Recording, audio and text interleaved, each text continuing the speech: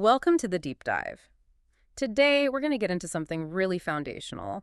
We're looking past just, simple success, and we're trying to dissect the very structure of lasting influence. Exactly. We're talking about the difference between the leaders and companies that just do well and the ones that actually inspire people, that start movements that uh, fundamentally change the world. And our mission for this deep dive is to unpack this framework that says real influence starts from the inside out. It all hinges on one surprisingly tricky question. Why? It's all about the why. We're going to give you a kind of blueprint for how that purpose translates into real loyalty. And the fascinating thing is, this isn't just some marketing theory. It's all rooted in biology. I love that. And we're going to start this whole thing not in a modern boardroom, but way back at the dawn of the 20th century with this perfect historical showdown. Yeah, it's a classic. The race to invent the airplane. And it's a tale of two completely different approaches, isn't it? Oh, completely. I mean, on one side, you have Samuel Pierpont Langley, and this guy was the definition of the establishment. Right. He was a big deal at the Smithsonian, professor of mathematics. He had powerful friends. The most powerful. We're talking Andrew Carnegie, Alexander Graham Bell. I mean, these were his buddies. So he had the connections, and crucially, he had the money. He did. He got a $50,000 grant from the U.S. War Department. Wow. Which back then was just a staggering amount of money. An absolute fortune, all dedicated to building his flying machine. You had the status, the funding. He even hired what everyone had considered the best minds of the day.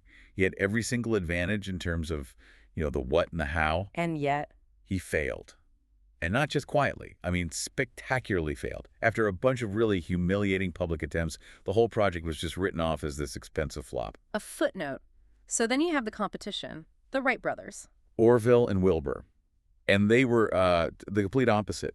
Total outsiders. They were funding this entire dream from where? A bicycle shop. A little bicycle shop in Dayton, Ohio. Right. That was it. They had zero government grants, no connections to the powerful elite, and neither of them even had a college education. So just underdogs in every conceivable way. Absolutely.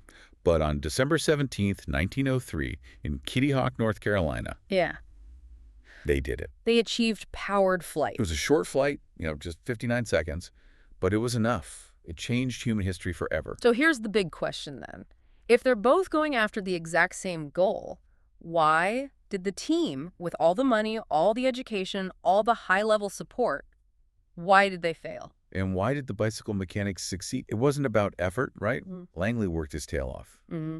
The research really suggests that Langley's motivation was, well, it was purely external. He wanted to be famous. He saw the airplane as his ticket to wealth, to being listed alongside guys like Edison and Bell. So it was about personal achievement for him. It was. He lacked a cause, a real belief behind it. And that trickled down. Because he was driven by what he would get from it, his team was basically driven by, the paycheck and the fear of failure. And the Wright brothers. They had a completely different driver. They believed, truly believed, that if they could figure out powered flight, it would change the world for everyone. It would elevate humanity. They were chasing something so much bigger than just getting rich or famous. And you can see that in how they approached the problem, right? You absolutely can. Langley's team was obsessed with power. They thought if they just built a massive enough engine, they could just sort of brute force the machine into the air. Which makes sense, I guess, from a purely mechanical perspective. It does, but the Wright brothers, because they had this deeper belief, they were obsessed with control. They focused on aerodynamics, on control surfaces, on how to actually pilot the machine once it was up there. Their deeper motivation led them to a much smarter, more flexible engineering approach. So they were ready for the challenges. They were ready to fail and learn. And that shared belief, that cause, it attracted a small, dedicated team who believed what they believed. That's what gave them the resilience to get through hundreds of failures. They started with why? Exactly. And that contrast, it leads us right into the core framework for this whole discussion, the golden circle. Okay, so let's unpack this model. I think most people have probably seen the diagram, right? These three concentric rings. Yeah, you've got what, how, W, and WHY. But we need to go deeper than just the definitions and look at what it really means in practice. Absolutely. Because it's a very simple concept on the surface, but when you apply it, it's actually profound. It shows that basically all inspiring leaders and movements communicate in the exact opposite way from everyone else. So let's just run through the definitions quickly to make sure we're all on the same page. The outer ring is the what? That's the easy one. It's just what you do. Every single company on the planet knows this. We make computers, we sell coffee, we offer legal services. Clear enough. Then the middle ring is the HIW. And this is where most companies think they're different. It's their unique selling proposition. We have the best quality, or we use a proprietary process, or, our customer service is amazing. They think that's their differentiator. They do. But the real magic, the real power, is in that core, that inner ring, the WHY. And that's the purpose, the cause, the belief. It's the reason your organization even exists. And the research is so clear on this. Profit is not a why. Profit is a result. A very important result, sure. But it's not the reason you get out of bed in the morning.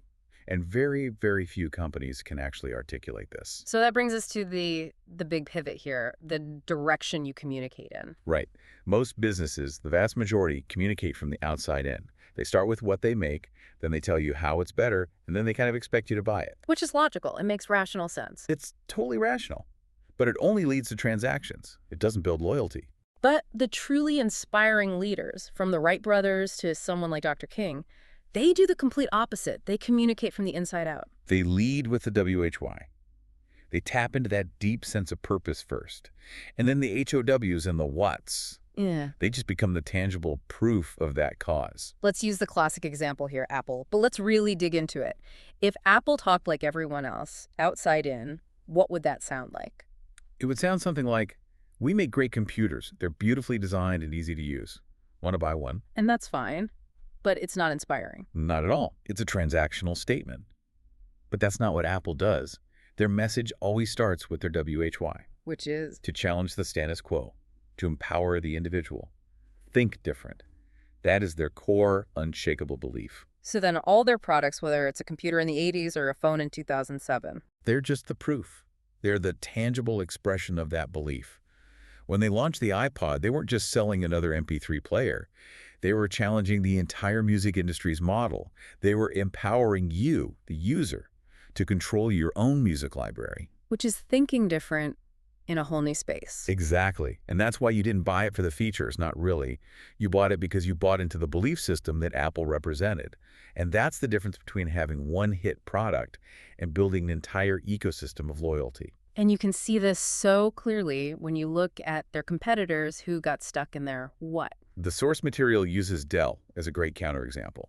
Dell explicitly defined themselves as a computer manufacturer. That's what they did. And they were great at it. Very efficient. But when they tried to step outside that box, when they released PDAs and MP3 players in the early 2000s, Nobody bought them. nobody was comfortable buying those things from a computer company. It just didn't feel right. Why, though? I mean, they were technically capable, right? Oh, sure. But Dell's language was all rational. It was all appealing to the neocortex, the part of your brain that processes facts. We'll get more into that later. But they'd say, we're fast, we're customizable. All HOWs and what? Exactly. So when you're only defined by what you make, you're a commodity. You lose permission from your customers to innovate. Apple, on the other hand, was defined by a belief. So they had permission to challenge the music industry, the phone industry. And now they're looking at the car industry. And it feels natural because it's just another expression of think different. And this isn't just about selling products. This principle is fundamental to human motivation, which is why it applies so perfectly to social movements. Right. Look at Martin Luther King Jr. He wasn't the only person fighting for civil rights. Not by a long shot. He wasn't even the only great speaker. But he's the one who mobilized 250,000 people of all races to show up on the steps of the Lincoln Memorial. And think about how he did it. He didn't send out invitations that listed, the legislative goals or promised better working conditions. He didn't give the I have a plan speech. He gave the I have a dream speech. He focused 100% on his WHY, this dream of a changed America rooted in justice and equality. So the people who showed up, they weren't there for him personally? No, they were there for themselves. They were people who already shared the belief he was articulating.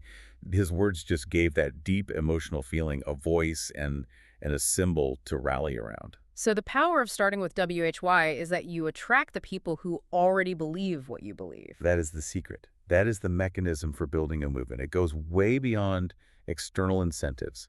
It creates this sense of belonging, this loyalty that's so strong, people will endure hardship. They'll turn down better offers. They'll show up against all odds, all for that shared cause. Okay, so that brings us to this really critical split in how you influence people. If inspiration is the path to that kind of long-term loyalty, what's the default? What do companies do when they don't have a clear WHY? They fall back on manipulation. That's the alternative the sources define. And manipulations are basically Well, short-term tricks. pretty much. They're short-term tactics designed to get an immediate reaction to drive a transaction right now. They rely on external pressures, the classic carrots and sticks. And the thing is, they work. Oh, they absolutely work. They can clear out inventory, they can help you hit a quarterly sales target, but they never, ever build lasting loyalty. And they come at a cost. So let's break down some of these tactics because they are everywhere. Starting with the most basic one, price. Dropping the price. It's the go-to move for so many businesses, and it works every single time. But the sources describe it as being like a drug, like heroin. It's a perfect analogy. The immediate hit is great. You move product, you make your numbers. But the more you do it, the more your customers become addicted to the discount. Right. They get conditioned to only buy from you when there's a sale on. Exactly. And then trying to charge full price later becomes almost impossible. It forces you into this brutal cycle of shrinking your margins and then desperately needing to sell more and more volume just to stay afloat. It's not a sustainable model. And closely related to price are promotions and other incentives. Yeah, things like buy one, get one free, limited time offers, and especially what the car industry did for years with cashback incentives. Oh, the GM example is just a brutal lesson in this. It's a stark warning. For decades, GM used cashback deals to fight off foreign competition. But it just spiraled. By 2007, they were losing a fortune on every car sold. The sources say it was over $700 per vehicle at one point. Because they created, what's the term, cashback junkies. That's it. Customers who were literally conditioned to wait for the discount. So when GM, who was going bankrupt from this strategy, tried to pull back on the incentives, Sales just fell off a cliff. instantly. Yeah. They had bought transactions for years, but they had failed to build any kind of real relationship or belief in the brand. And inside these promotions, you find some really questionable tactics. Things that rely on the customer messing up. Yes. Let's talk about breakage and slippage. Okay, so breakage is what? Breakage is the metric that measures how many people fail to redeem a rebate. A company's entire rebate program is often only profitable because they bank on a certain percentage of people not claiming the money. And they make it hard on purpose. Right? So, Oh, absolutely. You have to mail in receipts, cut out the barcode, fill out these long forms, all with a really strict deadline. The whole system is designed to benefit from customer confusion or just, procrastination. which is a complete contradiction if your company's WHY is supposed to be about customer service or providing value. It's pure hypocrisy. You're profiting from your customer's failure. Then there's slippage, which is when a customer just loses the rebate check or never even applies for it in the first place. These companies factor this stuff into their profit models. It's all about the transaction, not the relationship. All right, moving on from money. The next manipulation is a big one, fear. Arguably the most powerful. It taps directly into our primal need for survival. And we see this in business all the time. The old saying, no one ever got fired for hiring IBM. A perfect example. That decision isn't based on which product is technically the best. It's based on pure, unadulterated fear. Self-preservation. Exactly. An employee has to choose between an innovative new product from a small startup and a maybe slightly inferior but more expensive product from the huge established company. They'll pick the big one every time. Why? Because if it goes wrong, they can tell their boss, hey, I hired the industry standard. Their job is safe. So they're acting in their own best interest, not the company's. Right. And fear doesn't even have to be real. Perceived threats work just as well. Think about insurance ads. They don't sell you peace of mind. They sell you the avoidance of some horrible disaster. Or those old anti-drug ads. This is your brain on drugs. All fear. It's designed to bypass your rational brain and trigger a gut reaction. Okay, so the flip side of fear is what? Aspiration. Exactly. If fear pushes you away from danger, aspiration pulls you towards some idealized version of yourself. 6 steps to a happier life. Get the body you've always dreamed of. These messages are aimed squarely at people who feel like they lack the discipline to achieve their goals on their own. And we see it work every January. Gym memberships spike, like 12%? Every single year. So the manipulation works in the short term. For a moment, yeah. People are really motivated by that vision of their future self. But the data shows that by the end of the year, a tiny fraction of those people are still going to the gym regularly. Aspiration can kickstart a behavior, but it can't sustain it because the motivation is external, not a true internal belief. Next up is peer pressure or endorsements. Right. This works because we're social creatures. We're hardwired to trust the crowd. So if 4 out of 5 dentists prefer something, or a celebrity you admire uses a product, We're swayed by that. we are. But the whole thing falls apart the second you realize the influencer is being paid. Yeah. The authenticity just evaporates. So a famous athlete selling a luxury watch, it's just piggybacking on their fame, not any shared belief. Unless that celebrity genuinely embodies the company's WHY, it's just a manipulation. It's borrowing trust instead of earning it. And the last one is a really sneaky one, novelty, which often gets confused with real innovation. The shiny object syndrome. It's when you add a new feature or a new look, but you don't actually change the industry or solve a fundamental problem. The Motorola RAZR phone is a perfect example of this. Textbook case. Back in 2004, it was so thin, that flat keypad, it was so different. And it sold like crazy, over 50 million of them. A huge success. A huge commercial success. But 4 years later, it was obsolete. Competitors easily copied and surpassed its physical features, and the novelty was gone. Motorola offered a cool what, but they didn't actually innovate or change the industry. And real innovation. That's things like the light bulb or iTunes. Things that completely change how we live or do business. Novelty just leads to this endless cycle of adding more and more features, which eventually just turns everything into a commodity. Like the toothpaste aisle. Exactly. Colgate went from 2 types of toothpaste to 32. It doesn't make more people brush their teeth. It just creates confusion and choice paralysis. You end up choosing based on which box is prettier. So the end result of all these manipulations is the same. The same. They drive transactions, but they do not create loyalty. And loyalty is when a customer turns down a better price or even a better product to stick with you because they believe in what you believe in. And a business built on manipulation is fragile. It's incredibly brittle. It's built on what the sources call an assumption of never-ending boom. And we saw exactly what happens when that boom ends during the 2008 financial crisis, which was just fueled by that kind of short-term, transactional, what-focused thinking. It's easy to dismiss words like inspiration and loyalty as, soft, fluffy business concepts. Right, like they're nice to have, but not essential. But the reason this golden circle model is so powerful is that it's not an opinion, it's biology. It maps perfectly onto the actual structure of the human brain. This is where it gets really fascinating. But before we even get into the neuroscience, we have to talk about the most fundamental human driver of all. Which is? The need to belong. It's not rational, it's primal, it's everything. The sources use that great Dr. Seuss story, The Sneetches, to illustrate it. Oh, yeah. The ones with stars on their bellies and the ones without. And they were willing to spend all their money going in and out of Sylvester McMonkey McBean's star-on and star-off machine, just because they were so desperate to fit in with whatever the in-group was at that moment. That deep, deep craving for connection, for safety in a tribe, it's universal. It's constant across all cultures. And when a leader starts with WHY, they're speaking directly to that fundamental need.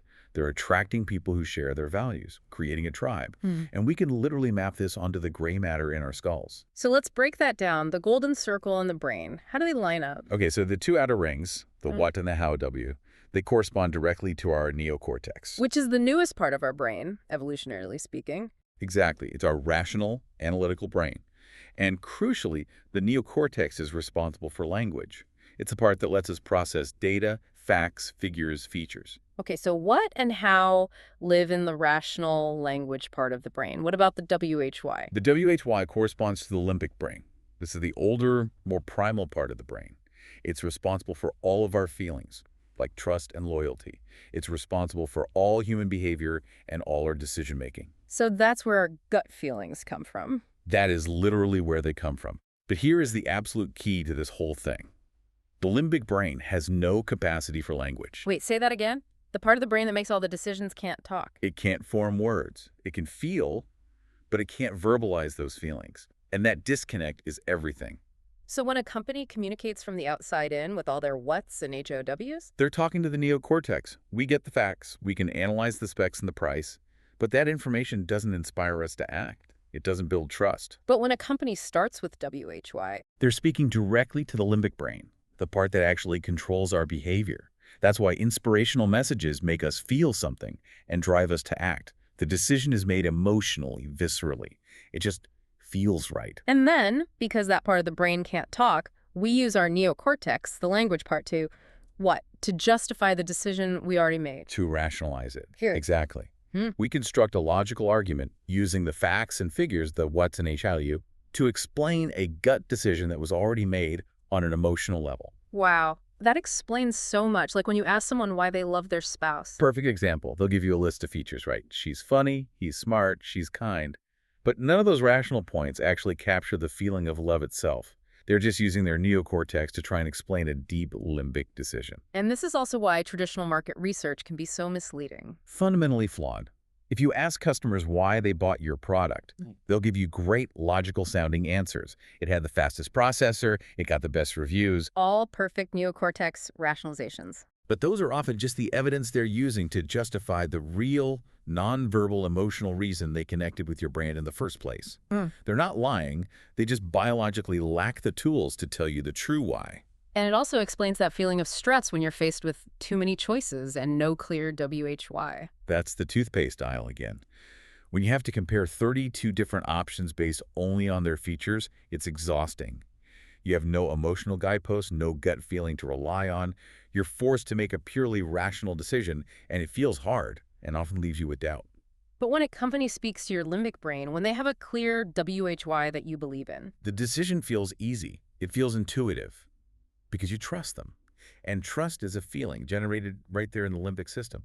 We don't trust facts. We trust people and organizations who show us they share our beliefs. okay, so we've established the why behind the WHY. It's biological. So how do you actually apply this? How do you build an organization around this idea? It comes down to three things that have to be kept in perfect balance. The sources call them the three pillars. And the first one is clarity. Clarity of WHY.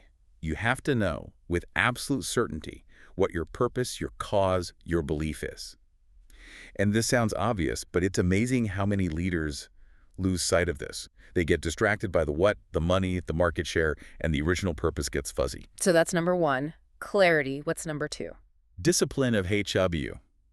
Your HWs are your values or guiding principles.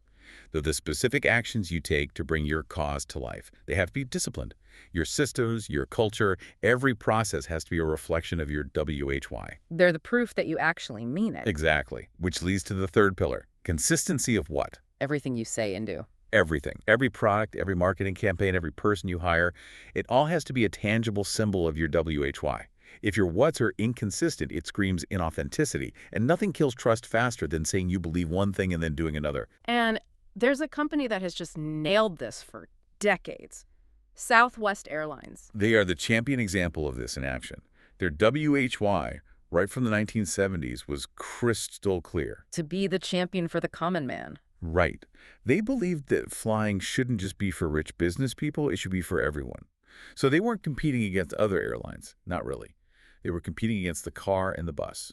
And that very specific WHY immediately dictated all of their HOWs, their operating principles. It had to. If you're for the common man, you have to be cheap. You have to be simple. You have to be fun. So they just started eliminating anything that added cost or a feeling of elitism. Like what? Well, they only had two press categories at first. Nights and weekends Yeah. and daytime. That's it. They didn't assign seats. For years, they only flew one type of airplane, the Boeing 737, which made maintenance and training incredibly simple and cheap. Those are really disciplined decisions. A lot of airlines would see that as leaving money on the table. They would.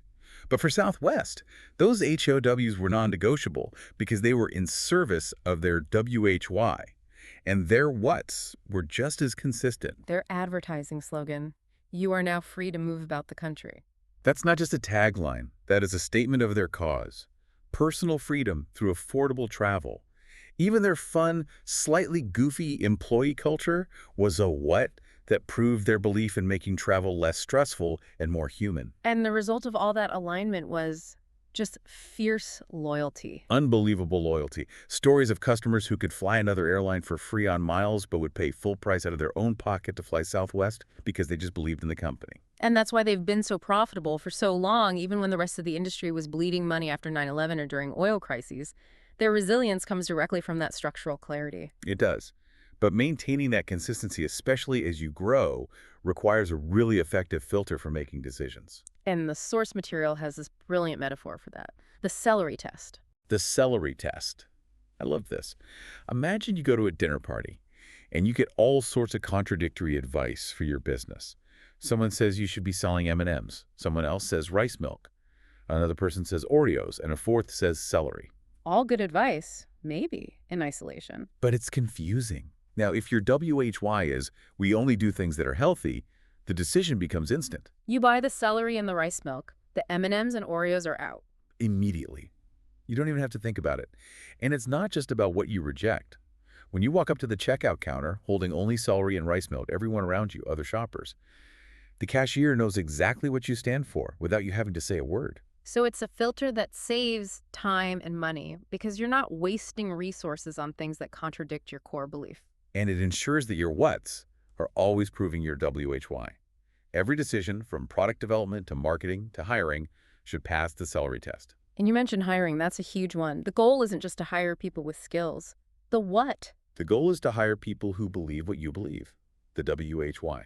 This is why Southwest is famous for prioritizing attitude over experience. Herb Kelleher, their founder, always said you can teach skills. But you can't teach someone to believe in the cause of the common man if they're fundamentally arrogant or elitist. It just doesn't work. And the ultimate example of hiring for WHY has to be that recruitment ad from the explorer Ernest Shackleton. Oh, it's legendary.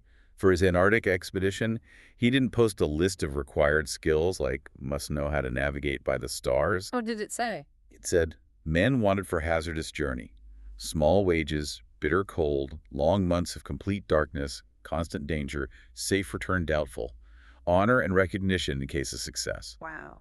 The genius of that is that the only people who would even bother applying are the exact kind of people he needed. People who were drawn to insurmountable odds, who believed that a grand, dangerous adventure was its own reward. He guaranteed himself a crew of survivors who already shared his extreme belief system. He did. It all comes down to that old story of the two stonemasons. You ask the first one what he's doing, and he says, I'm building a wall. You ask the second one, he says, I'm building a cathedral. The one who understands the WHY. He's the one who is more productive, more loyal, and will turn down a better-paying job to stay and be part of something bigger than himself. If you want loyalty, you have to give your team a cathedral to build. So if having that clarity, discipline, and consistency is the key, what's the single greatest threat to all of this? What makes it fall apart? The sources have a name for it. It's called the split. The split. Okay, what does that mean? The split is that moment when an organization's, its size, its revenue, its tangible success grows so big that it starts to drown out the clarity of its original WHY. So achievement outgrows purpose. Perfectly put. Achievement is a metric you can count, like how many stores you have. Success is a feeling. And a lot of organizations achieve massive financial success, but they lose the very soul that made them feel successful in the first place. And this tends to happen as companies get bigger, right? Almost always. When you're a small startup, the founder is right there. They are the WHY. Their passion is in the room every day.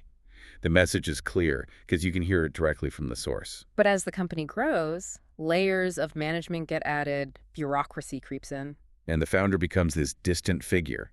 The message is no longer passed person to person. It's passed through this giant organizational megaphone. And if that WHY hasn't been deliberately embedded into the culture and the systems, the message gets distorted. It just degrades into a bunch of instructions about what to do and how to do it. The WHY gets lost in translation. It does. The split becomes inevitable. And the story of Walmart after Sam Walton died is just this devastating case study of the split in action. Sam Walton was the absolute embodiment of a clear WHY, wasn't he? He was. His belief was so simple and powerful. He believed in people. He genuinely felt that if you looked after your employees and you looked after your customers and your community, they would in turn look after you. So Walmart, the store, was just the what? It was the vehicle to serve people. And low prices were a HOW. They were a disciplined tactic he used to fulfill that mission of service. But then he passed away in 1992. The physical embodiment of the WHY was gone. And the clarity just dissolved.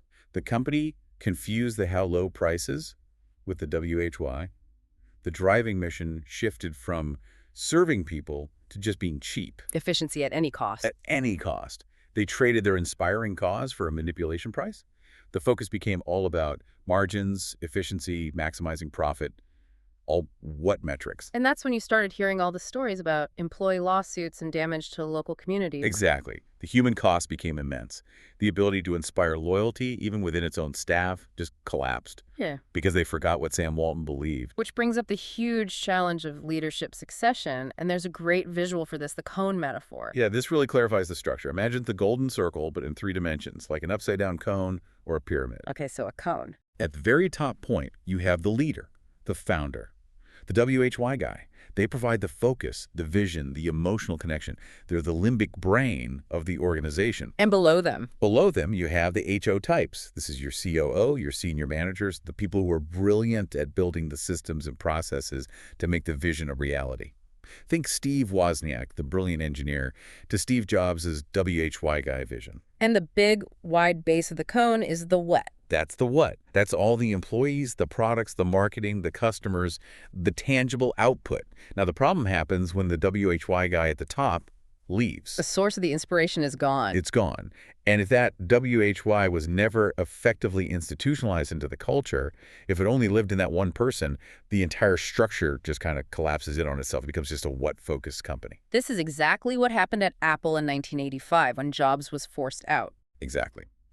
The CEO who replaced him, John Sculley, was a very capable HOW-type manager, but he didn't embody the think different, WHY. So Apple became just a computer company making slightly better computers. It lost its soul, and it nearly went bankrupt before Jobs came back and re-clarified the WHY for everyone. So the job of a successor isn't to invent a new WHY. No, it's to find a way to physically embody the existing one.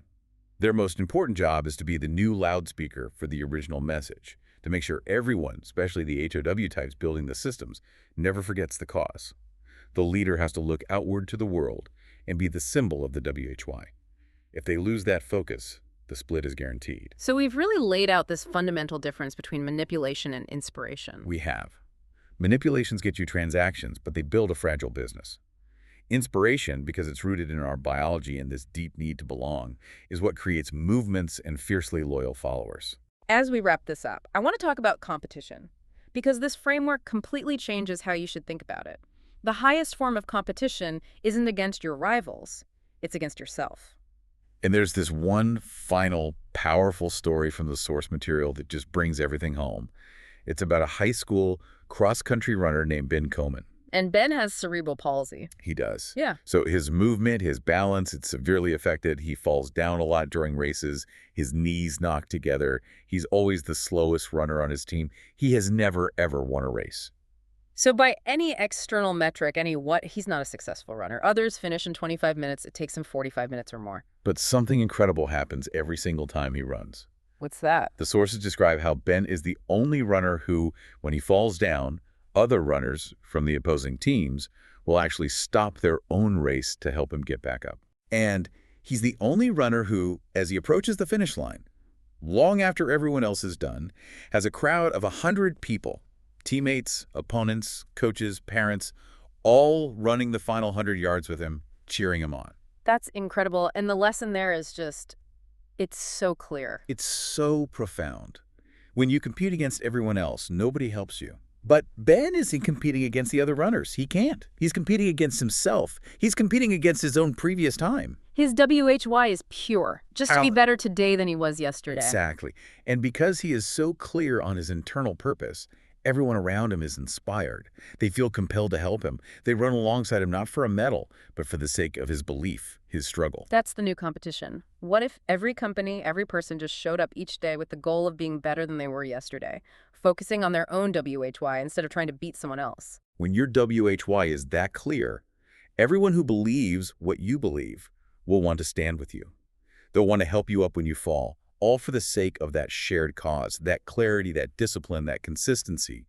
That is the only way to build a real movement. Your goal isn't just to find customers who need what you have. It's to find customers and employees who believe what you believe. Because if you do that, you'll attract people who will follow you anywhere, who will turn down better offers, and who will become your most passionate advocates. And that's the ultimate structure of lasting influence. Discover your WHY, apply the golden circle, and start building your cathedral. That's all the time we have for this deep dive. Thank you for joining us. We'll catch you on the next deep dive.